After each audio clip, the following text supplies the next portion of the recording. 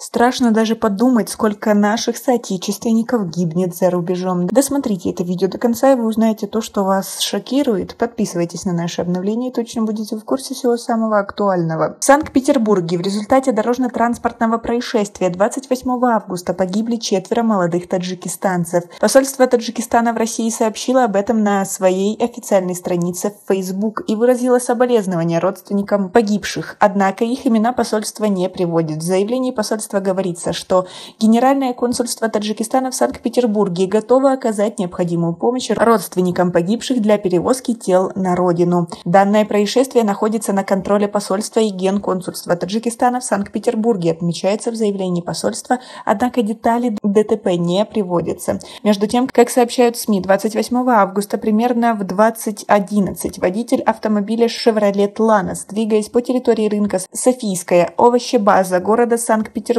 не справился с управлением и врезался в фуру с прицепом марки МАН. Трагедия произошла около 20:10 часов вечера, когда на овощебазе уже не было покупателей, все закрылись.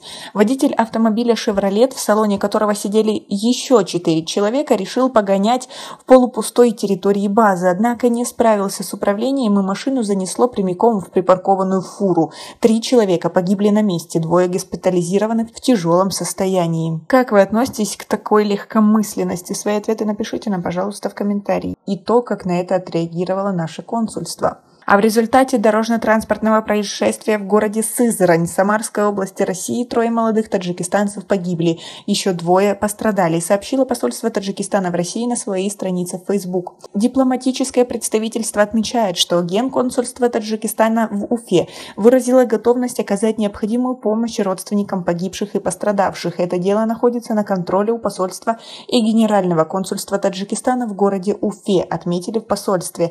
Однако никаких деталей больше не сообщила об аварии с участием таджикистанцев на 925-м километре трассы М5 Урал. Первым сообщил в соцсети правозащитник Каримджон Яров. Он написал, что ДТП произошло 29 августа в 7:30. Столкнулись автомобиль Kia Rio и фургон МАН, загруженный мукой. В результате столкновения погибли 3 пассажиров легковушки. Водитель и еще 1 пассажир получили ранения. Как сообщил Самарский блокнот, у села Печерское Сызранского района черная Kia Rio, в салоне которой находилось 5 человек, на высокой скорости вылетела под колеса встречного автопоезда МАН с 20-тонным грузом муки. По словам водителя тягача, легковое авто развернулось к нему боком за одно мгновение, и он даже не успел повернуть руль в сторону обочины, чтобы хоть как-то минимизировать силу столкновения. После удара иномарку несколько раз крутануло в воздухе и отбросило в кювет на расстояние 15-17 метров от трассы.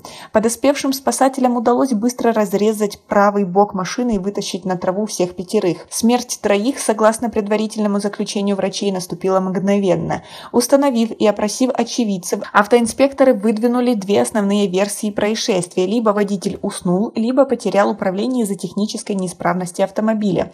В пользу последней говорит тот факт, что смертельный маневр был резким и стремительным. Это не характерно для человека, засыпающего за рулем. СМИ пишут, что все погибшие и пострадавшие мужчины, 3 по 20 лет, 4 25. Самым старшим в компании был 37-летний водитель.